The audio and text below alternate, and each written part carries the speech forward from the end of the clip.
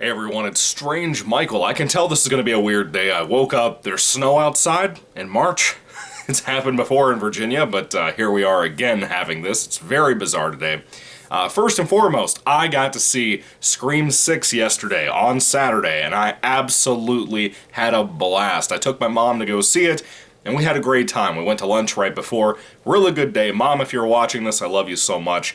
I didn't have a Scream shirt or a Scream hat, so I had to wear my Nightmare on Elm Street hat that I love deeply as well, even though if it doesn't fit perfectly. I have a big head. I'm sorry. Anyway, getting to the actual past, like the previous films. Of course, last year we had Scream 5, directed and written by the same people, and I will tell you, they did a great job on Scream 5. I know in my review for that movie, I think when I watched the review again last night, just to try to prep myself, try to counter some things I said there, I rewatched that film going into this movie, which, by the way, that one just came out last January. This one is here not even a little bit over a year later. Scream 6, the sequel to Scream 5, or Scream, whatever the title is. That's really annoying, by the way. Scream 1, 2, 3, 4, Scream 6. Why? Why did you do this again? Now it's like with Halloween. It's Halloween, Halloween, Halloween kills, Halloween ends. Why? Stop doing that shit. Anyway, I really enjoyed a lot about Scream 5, and I think in my review for that movie, I seemed a little negative towards it. I gave it kind of a little bit of a negative tone and whatever, and it's mainly because of the motive for the killings in that movie. That really bothered me. I've talked about that quite a bit with a lot of you in the comment sections of a lot of my reviews, but that's just me. Now, I will tell you this, I was worried going into Scream 6. I was very excited. I was more excited going into Scream 6 because of what I saw from Scream 5 than when I knew Scream 5 was coming out, even though I had heard good things about that movie. But when this came out, I had done everything I could to pull the boxing move of bobbing and weaving, or whatever the word is, to get away from all the spoilers. I was scared to death about going into this movie getting spoiled. Jenna Ortega was everywhere saying, hey, please, for the love of God, do not spoil this movie for people. She was doing it on TikTok and YouTube Shorts and everything. I was scared to death of being spoiled for this movie, I will tell you that. I am so glad I was not, because I actually think this is one of the best, not to get into any spoilers, this is a spoiler-free review, this is probably one of the best reveals of the entire sequel series, because I think, like most people, the original film is easily my favorite of the whole series, no doubt. Right there alongside Season 1 of the TV show, which is really, really good. I'm currently about to finish up Season 2, I'll review that. I wanted to have Season 2 and 3 reviewed as well before I reviewed Scream 6, but it ain't happening. It's just not happening. So if you tune in after this review, I will have reviews for Scream Season 2 and Scream Season 3, which I've never seen that one. And hopefully you'll stick around for that. But Scream's original movie, the 1996 classic, is an absolute classic. It's perfect. I love it. I wouldn't change anything about it. My favorite of the franchise. Easily. I think it's most people's favorite. Even the hardcore fans, which I'm not a hardcore fan of Scream at all. Scream 2, I hate. I absolutely hate. Scream 3, I pretty much hate, but I like it more than Scream 2, unlike a lot of people. And then you go to Scream 4, which I saw in theaters. It was my first one ever getting to see in theaters. Was not a big fan of this one. It's better than 2 and 3, but I never loved it. I never really even liked it that much. I like aspects of it. I think it's good to go back to Woodsboro for the main location of this film. It has some good things. It has some good humor, as well as one character that went from this film into the newest one, Scream 6, named Kirby, who was great. I'll get to that later on, though. And then, of course, like I said, we have the Scream TV show. Season 1 is phenomenal. This is the best thing to happen to Scream since the original film, and I mean that shit. If you have not seen the TV series, all 3 seasons are on Netflix, but be warned, only seasons 1 and 2, from what I understand, are tied together. Season 3 is apparently a very different thing when Queen Latifah owned the rights. Yes, that happened, but that's a whole other discussion. Wes Craven was involved with this. Kevin Williamson, I believe, was partially involved with the first season of this. Really, really, really good stuff. And then, like I said, we had Scream 5, or Scream, from last year, which is mostly good. Probably my favorite of the sequels until yesterday. Until yesterday, dude. I want to tell you something. Scream 6 shocked me by how good it was. Again, I was very excited for the film. I might be a little biased in that respect, but I don't think I'm really biased, actually, because I haven't been to the movies a lot lately. I miss going to the movies more often. There's a lot of stuff like I'll talk about later on today in my reviews that I really wish I had seen in the theaters because of how good that particular movie was. But Scream 6, I hadn't been to the theater since like Halloween Ends. Or no, I went to see Avatar 2. That was sucky. But that's just me. But I will tell you, this surprised me so much. And again, this might be a lengthier review. I don't know what the length is. Of course, I'm still recording it. But I will tell you this. This is a spoiler-free review again, just so you know. You will be safe with me, my friend. First and foremost, the film did the typical Scream thing, opening up somebody getting a phone call. Maybe we know them, maybe we don't. Maybe they're integral to the film. Maybe they're not. Somebody gets a phone call. It's a young woman meeting a kind of blind date, I assume, at a restaurant. And she's a professor for film and whatever.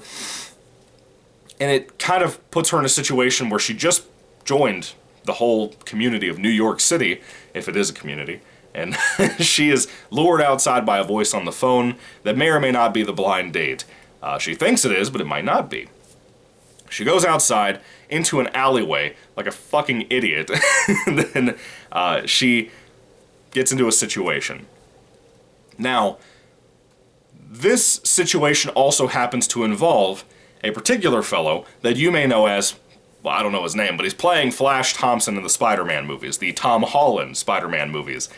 When I saw this guy, immediately my body language changed, my excitement dropped.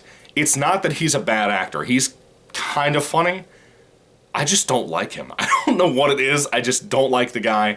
And immediately I was like, because the whole intro feels so different from most Scream films, I was worried we were going in a completely different direction than what I thought we should have gone. And I was wrong. I want to let you know first and foremost, I was dead wrong, and I'm so happy about that shit. You have no idea. But I was so worried that we were going to follow this guy through the rest of this film. And I was so worried about that shit. And then they changed it up on me. That is the thing with this film. The writing on it's very clever, and I'm so glad with the way they did certain things. I really appreciated that. I thought it was very smart. To the caliber of being like one of my favorite franchises, Saw. I was very excited about that. It really made me feel better when we got past the first 15 or so minutes. I really liked it a lot, and I thought the direction they were taking kind of the Ghostface stuff was kind of cool. I thought that was kind of neat. A lot of this film really focuses on what happened in Scream 5, not so much the previous 4 movies or the TV show or anything like that. As you know, there was a big dispute with Neve Campbell. She didn't want to come back for a financial reason, and I understand it to one degree, but on the other hand, I don't even know what this movie would have been like with her there, because of how different it was from most Scream films. Of course, many of us know the New York City location is so different from most of these movies. A lot of this movie, though, feels more in tune with Scream 2, with like a college setting and everything, even though it's in New York City, which wasn't used as much for this movie. New York City is not really much more than a backdrop. It's not used the way I thought it would be. I did get my Jason Takes Manhattan reference, though, which I was really fucking pumped about. Looked right at my mom over it, because I asked her before we went to the film if they'd have any kind of throwback to that, and they absolutely did. That was cool. But, so, this movie mainly focuses, again, on the Carpenter sisters, played by Jenna Ortega, played by, I cannot remember this chick's name to save my life, and she was really good here, by the way, Melissa Barrera. Both of them are really good as their characters. When I rewatched Scream 5 yesterday, I realized that Barrera's performance in that film isn't as good as I remember it being, but Jenna Ortega was phenomenal there. I think she was even better this time on a rewatch before I went into Scream 6 than I remembered. In this film, both of them are really good. Jenna Ortega, of course, being a classic star. Love this chick. She's so good. She's one of those newcomers like Mia Goth that are just so damn good. They're so talented. We focus on their relationship and where we thought that they had completely fixed a lot of their past issues in the end of Scream 5. When this film starts up, they kind of have a lot going on with their past. They fled Woodsboro to get over to New York City to go to college and whatever. Mainly so Jenna Ortega's character could go to college, and some of the friends like Chad and Mindy who survived the previous film's events. They go in here too. They want to go into college, and they have parties and frat boy houses and stuff they go to and hang out. I think this film takes place around Halloween, from what I could tell. It's not really for sure said, but it's kind of implied quite a bit with a lot of people dressing up in costumes on the streets around this time.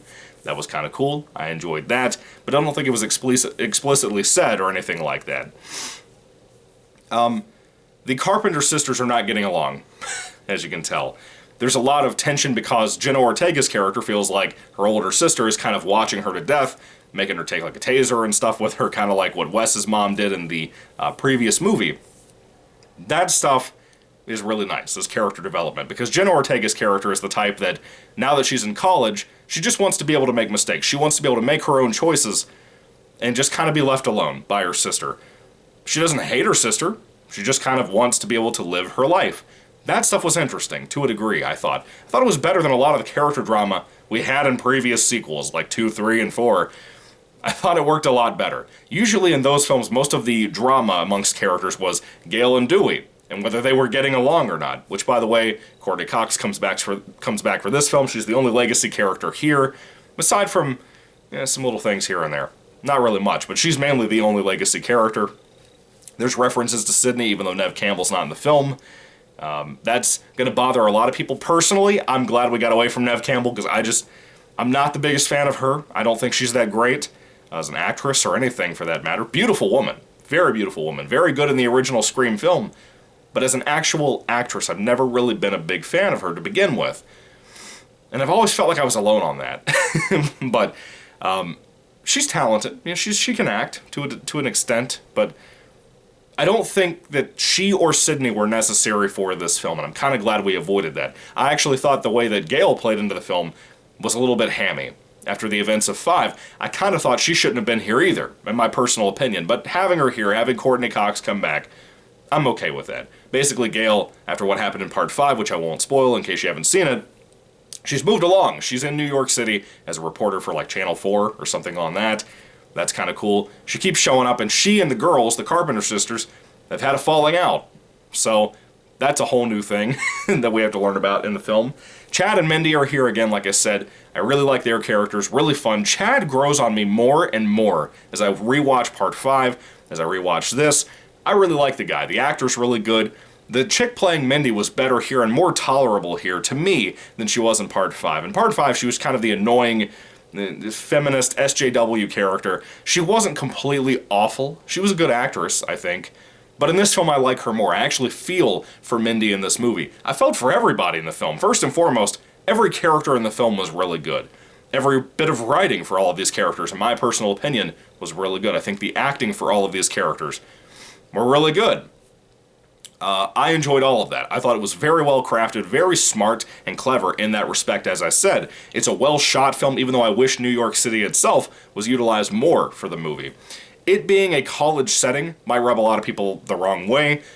I like how they kind of had some love for Scream 2, even though I hate that film. It's probably my least favorite of the entire franchise. It wasn't my previous ranking, at least. I like that. And I think that worked better than it did in Scream 2 here, in my opinion. The music for the film, really solid. I love that they brought back, what is that song called?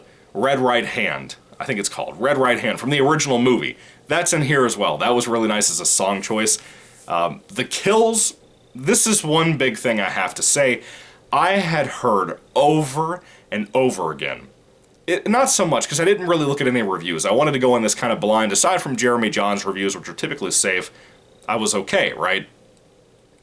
I kept hearing from people's titles on their videos, on articles at work, since Friday, that this was the bloodiest Scream ever made. I don't know what the hell people are talking about when they say something like that. I'm a big Scream, I almost said a big Scream fan, I'm not. But I know enough about the series, and I will tell you this right now.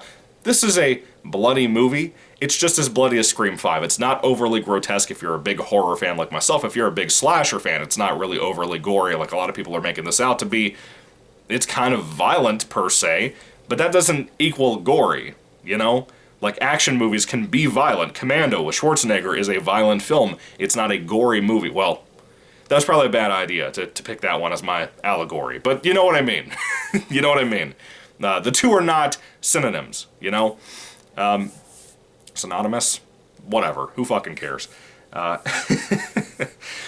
really gotta say, the kills are kind of underwhelming in the film, but Scream as a whole, has underwhelming kills in almost every single film. For me personally, it's usually somebody getting stabbed with a knife, which is kind of what I liked about this. They changed it up a little bit. There's one particular scene involving an apartment and involving a ladder, and that shit had me on the edge of my seat. I came back from the restroom and didn't know what the hell was going on, and I was so tense over that situation, I felt like I needed to go back. It was great. I really, really enjoyed a lot of it. I just wish the kills were better in the film. The gore effects, though, when they're there, a lot of them are CGI stabbings and that kind of thing, but they look good. They look good. Even for CGI stabbings, they still look good to me. I'm trying to think if there's anything else that I'm forgetting off the top of my head. Really not. I thought I had a lot of this figured out. I'll be honest with you. I was all over the place about what I wanted to pick out on certain things. I completely fucked up. I just realized Hayden Panettiere is in the film. She is another legacy character that came back. But is it really a legacy character? Her character was around in like 2011. Anyway, she came back. I want to start off this compliment to Hayden Panettiere. She's even more beautiful now than she was back then. I like the long hair. I'm glad she's like that. She is actually an FBI agent that's getting sucked into this situation with, you know, the Carpenter sisters and their friends and what's going on around them. The murders are starting up again. They tie it back immediately to what happened to them in their old hometown. And Kirby being there is great. I loved Kirby. I thought she was wonderful. I thought that Hayden Panettiere's performance was so good here. For the small amount of time that she's in it. She's in it, but usually not always talking. I really liked her. I thought she was just so good. One of the best compliments of this film is the fact that we have Hayden Panettiere back. I really enjoyed that. I do want to say this. Hayden, you're probably never going to watch this review, but I really am sorry about what happened with your brother. You know, if you guys don't know, he passed away. That is such a sad, tragic thing. He was so young, dude. He was like my age. And I just, that really sucked. You know, to see this film, see how good she was in it, and to know what she's going through now. That was really sad, because I haven't seen Panettiere in almost anything in a long time. It's been a long time, dude, like since Scream 4 the last time I saw her. And I grew up watching this chick on, like, I think it was Disney Channel and shit when I was a kid. She is one of those things that are part of my childhood. And this whole thing, you know, just pray for her and her family. They really are going through a lot right now with the loss of her brother, who was also an actor. Really sad times. But I think that's pretty much it that I want to talk about, that I don't want to get into spoilers or anything like that. Did I enjoy Scream 6? Absolutely. I loved it, and I will say this again, I think it is my favorite right now of the sequels. I could be wrong. I'm going to take some time to think about it while I record some other reviews, and then I'll try to get a ranking out either tonight or tomorrow about what I feel about this. It might be pretty soon, because I think I've got it figured out. My ranking is not going to change up much from last year's when I reviewed Scream 5, but I really, really enjoyed this. I highly recommend this. The fact that there's so many positive reviews really says a lot about this movie. Yeah, it can get a little complex at times. Yeah, it's a little sloppy sometimes. Yeah, there are certain things logically that didn't make sense in the film, and I will say that for just a total fact. If you've seen the film, you probably know what I'm talking about, especially some things in the third act, where I'm like, that didn't make sense. That definitely doesn't make sense. How the fuck did that happen? That's just my opinion on that, though. However, when it comes to Scream 6, if I had to rate this film on a 5-star basis, number one, I would recommend it to you for sure, especially if you're a big Scream fan. Even if you're not, you just want something to watch, you need to see Scream 5 to watch this one, for sure, without a doubt. If I had to rate it on a 5-star basis, I would give this a 4 out of 5 stars. Yeah, that's higher than last year's movie. I would give it a 4 out of 5 stars. One of my favorite sequels, if not my very favorite sequel in this series. I thought it was so freaking good. And I do recommend it, like I said. It's worth a watch. Really worth the time in total. My mom and I had a really good time. We both liked it a lot. And again, neither of us are really Scream fans outside of the original film and the TV show. That's really it for us. But anyway, have you seen it? What do you think about it? I'd love to hear your thoughts and comments down in the comment section down below. Thank you all for watching. God bless you all, and goodbye.